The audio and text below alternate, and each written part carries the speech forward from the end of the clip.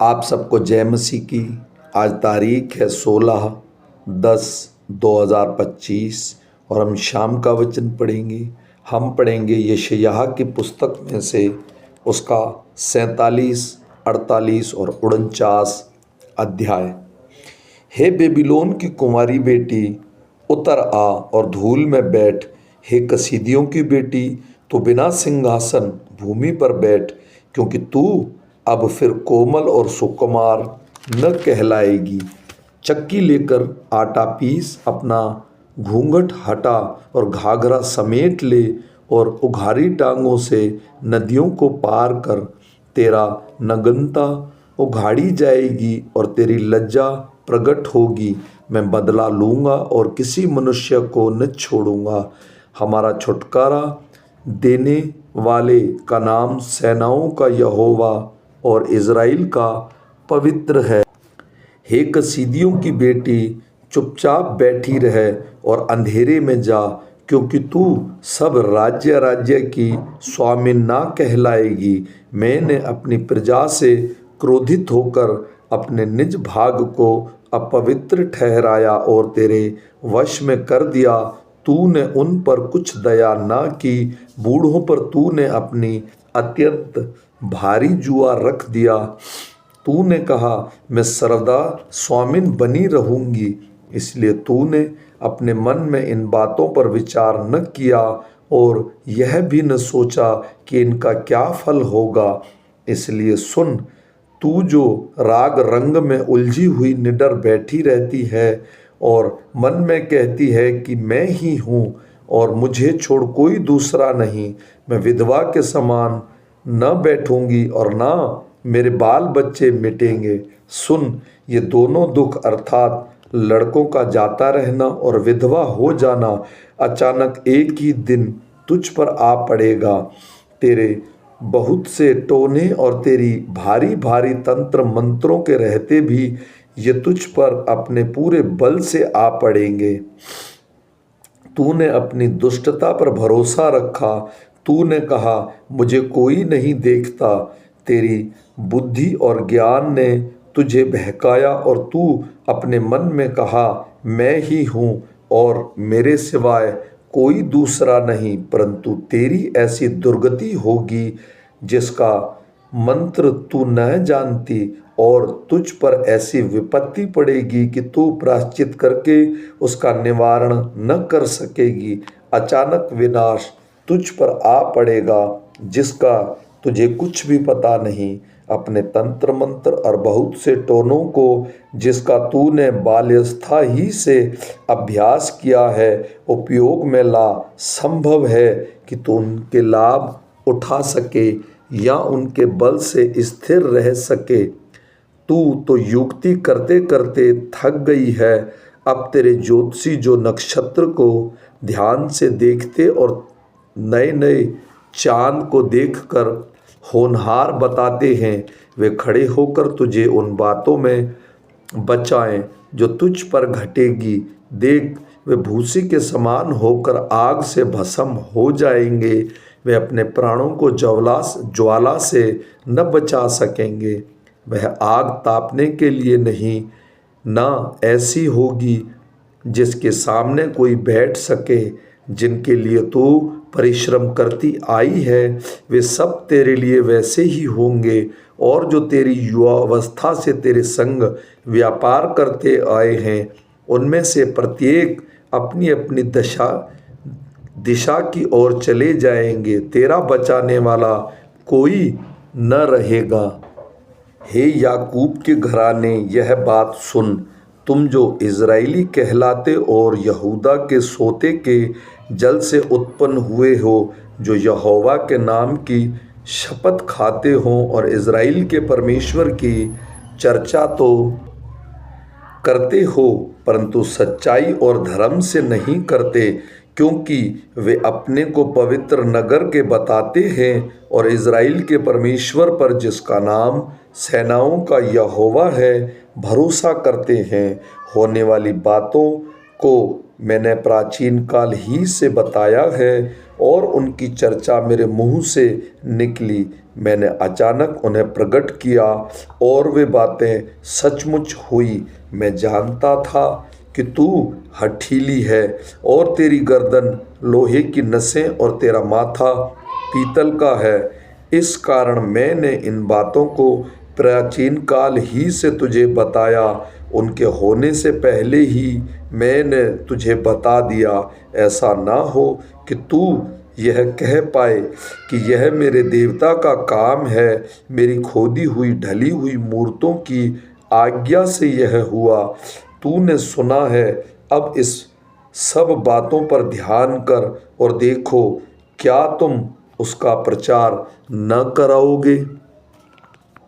अब से मैं तुझे नई नई बातें और ऐसी गुप्त बातें सुनाऊंगा जिन्हें तू नहीं जानती। वे अभी अभी सृजी गई हैं, प्राचीन काल से नहीं, परंतु आज से पहले तूने उन्हें सुना भी न था। ऐसा ना हो कि तू कहे, देख मैं तो इन्हें जानता था। हाँ, निश्चय तूने उन्हें न तो सुना न जाना, न इससे पहले तेरे कान ही खुले थे, क्योंकि जो मैं जानता था कि तू निश्चय विश्वासघात करेगा और गर्भ ही से तेरा नाम अपराधी पड़ा है।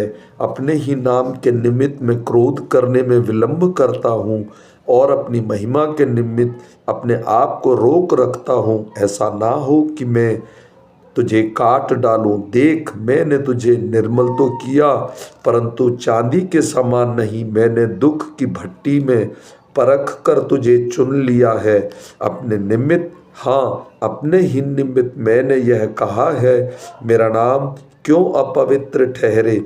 अपनी महिमा मैं दूसरों को नहीं दूंगा।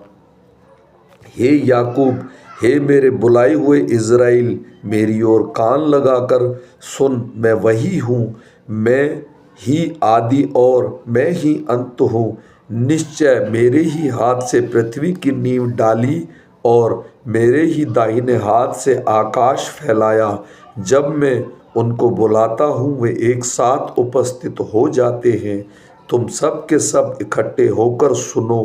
उनमें से किसने कभी इस बात का समाचार दिया? यहोवा उससे प्रेम रखता है, वह बेबीलोन पर अपनी इच्छा पूरी करेगा और कसूदियों पर उनका हाथ पड़ेगा। मैं ही ने कहा और उसको बुलाया है, मैं उसको ले आया हूँ और उसका काम सफल होगा। मेरे निकट आकर इस बात को सुनो, आदि से लेकर अब तक मैंने कोई भी बात गुप्त में नहीं कही।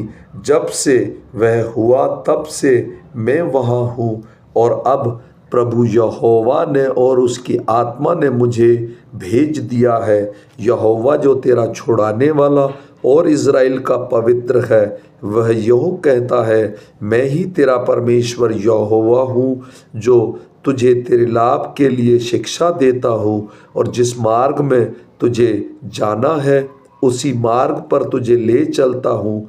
भला होता कि तू मेरी आज्ञाओं को ध्यान से सुना होता, तब तेरी शांति नदी के समान और तेरा धर्म समुद्र की लहरों के समान होता। तेरा वंश बालू के किनकों के तुल्य होता और तेरा निजी संतान उसके कणों के समान होती। उनका नाम मेरे सम्मुख से कभी न काटा और न मिटाया जाता। बेबीलोन में से निकल आओ, कसीदियों के बीच में से भाग जाओ। जय जयकार करते हुए इस बात का प्रचार करके सुनाओ, पृथ्वी की छोर तक उसकी चर्चा फैलाओ। कहते जाओ, यहोवा ने अपने दास याकूब को छुड़ा लिया है। जब तक उन्हें निर्जल देश में ले गया तब वे प्यासे न हुए। उसने उनके लिए चट्टान में से पानी निकाला, उसने चट्टान को चीरा और जल बह निकला। दुष्टों के लिए कुछ शांति नहीं, यहोवा का यही वचन है। हे दीपों, मेरी ओर कान लगाकर सुनो। हे दूर दूर के राज्य के लोगों, ध्यान लगाकर मेरी सुनो। यहोवा ने मुझे गर्भ ही से बुलाया, जब मैं माता के पेट में था तब ही उसने मेरा नाम बताया। उसने मेरे मुँह को चोखी तलवार के समान बनाया और अपने हाथ को आड़ में छिपा रखा। उसने मुझ को चमकीला तीर बनाकर अपने तरकश में गुप्त रखा और मुझसे कहा, तू मेरा दास इज़राइल है, मैं तुझ पर अपनी महिमा प्रकट करूँगा। तब मैंने कहा, मैंने तो व्यर्थ परिश्रम किया, मैंने व्यर्थ ही अपना बल खो दिया। तो भी निश्चय मेरा न्याय यहोवा के पास है और मेरा परिश्रम का फल मेरे परमेश्वर के हाथ में है। अब यहोवा जिसने मुझे जन्म ही से लिए इसलिए रचा कि मैं उसका दास होकर याकूब को अपने और लौटा ले आऊं, अर्थात इज़राइल को अपने पास इकट्ठा करूं, क्योंकि यहोवा की दृष्टि में मैं आदर योग्य हूं और मेरा परमेश्वर मेरा बल है। उसी ने मुझसे यह भी कहा है, यह तो हल्की सी बात है कि तू याकूब के गोत्र का उद्धार करने को इज़राइल की रक्षित लोगों को लौटा ले आने के लिए मेरा सेवक ठहरे। मैं तुझे जाति जाति के लिए ज्योति ठहराऊंगा कि मेरा उद्धार पृथ्वी की एक ओर से दूसरी ओर तक फैल जाए। जो मनुष्य से तुच्छ जाना जाता, जिसे वे जातियों को घृणा है और जो अपराधियों का दास है, उससे इज़राइल का छुड़ाने वाला और उसका पवित्र अर्थात यहोवा यूँ कहता है, राजा उसे देखकर खड़े हो जाएंगे और हाकिम दंडवत करेंगे। यह यहोवा के निमित्त होगा जो सच्चा और इज़राइल का पवित्र है और जिसने तुझे चुन लिया है। यहोवा यूँ कहता है, अपनी प्रसन्नता के समय मैंने तेरी सुन ली, उद्धार करने के दिन मैंने तेरी सहायता की है। मैं तेरी रक्षा करके तुझे लोगों के लिए एक वाचा ठहराऊंगा, ताकि देश को स्थिर करे और उजड़े हुए स्थानों को अपने अधिकारियों के हाथ में दे दे और बंदियों से कहे, बंदी गृह से निकल जाओ, और जो अंधेरे में हैं उनसे कहे, अपने आप को दिखलाओ। वे मार्ग के किनारे किनारे पेट भरने पाएंगे। सब मुंडे टीलों पर जो अपनी चराई मिलेगी, वे भूखे और प्यासे ना होंगे, ना लहू और ना घास उन्हें लगेगा, क्योंकि वह जो उन पर दया करता है वही उनका अगवा होगा और जल के सोते के पास उन्हें ले चलेगा। मैं अपने सब पहाड़ों को मार्ग दूंगा और राजमार्ग ऊंचे किए जाएंगे। देखो, वे दूर से आएंगे और ये उत्तर और पश्चिम से और सीनियों के देश से आएंगे। हे आकाश जय जयकार कर, हे पृथ्वी मगन हो, हे पहाड़ों गला खोल कर जय जयकार करो, क्योंकि यहोवा ने अपनी प्रजा को शांति दी है और अपने दीन लोगों पर दया की है। परंतु सियोन ने कहा, यहोवा ने मुझे त्याग दिया है, मेरा प्रभु मुझे भूल गया है। क्या यह हो सकता है कि कोई माता अपने दूध पीते बच्चे को भूल जाए और अपने जन्माए हुए लड़के पर दया ना करे? हाँ, वह तो भूल सकती है, परंतु मैं तुझे नहीं भूल सकता। देख, मैंने तेरा चित्र अपनी हथेली पर खोद कर बनाया है। तेरी शहर पनाह सदैव मेरी दृष्टि के सामने बनी रहती है। तेरे लड़के फुर्ती से आ रहे हैं और खंडर बनाने वाले और उजाड़ने वाले तेरे बीच से निकाले जा रहे हैं। अपनी आंखें उठाकर चारों ओर देख, वे सब के सब इकट्ठे होकर तेरे पास आ रहे हैं। यहोवा की यह वाणी है कि मेरे जीवन की शपथ, तो निश्चय उन सबों को गहनों के समान पहन लेगी। तू दुल्हन के समान अपने शरीर में उन सब को बांध लेगी। तेरे जो स्थान सुनसान और उजाड़ हैं और तेरे जो देश खंडर ही खंडर हैं, उनमें सब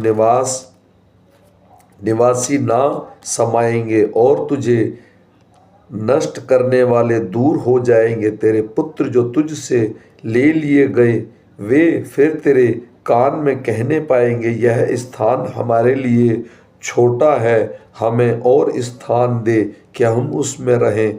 तब तू मन में कहेगी, किसने इनको मेरे लिए जन्माया, मैं तो पुत्रहीन और बांझ हो गई थी, दास्तों में और यहाँ वहाँ मैं घूमती रही, इनको किसने पाला, देख मैं अकेली रह गई थी, फिर ये कहाँ थे। प्रभु यहोवा यों कहता है, देख मैं अपना हाथ जाति जाति के लोगों की ओर उठाऊंगा और देश देश के लोगों के सामने अपना झंडा खड़ा करूंगा।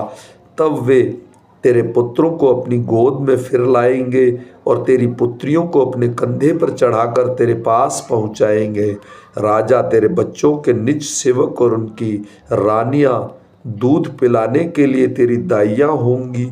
वे अपने नाक भूमि पर रगड़कर तुझे दंडवत करेंगे और तेरे पाँवों की धूल चाटेंगे। तब तू जान लेगी कि मैं यहोवा हूँ। तेरी बाहट जोने वाले कभी लज्जित न होंगे। क्या वीर के हाथ में शिकार छीना जा सकता है? क्या दुष्ट को बंदी छुड़ाए जो जा सकते हैं? तो भी यहोवा यों कहता है, हाँ, वीर के बंदी उससे छीने जाएंगे और दुष्ट का शिकार उसके हाथ से छुड़ा लिया जाएगा, क्योंकि जो तुझसे लड़ते हैं उनसे मैं आप मुकदमा लड़ूंगा और तेरे बाल बच्चों का उद्धार करूंगा। जो तुझ पर अंधेर करते हैं उनको मैं उन्हीं का मांस खिलाऊंगा और वे अपना लहू पीकर ऐसे मतवाले होंगे जैसे नए दाख मधु से होते हैं। तब सब प्राणी जान लेंगे कि तेरा उद्धारकर्ता यहोवा और तेरा छुड़ाने वाला याकूब का शक्तिमान मैं हूँ। आमीन।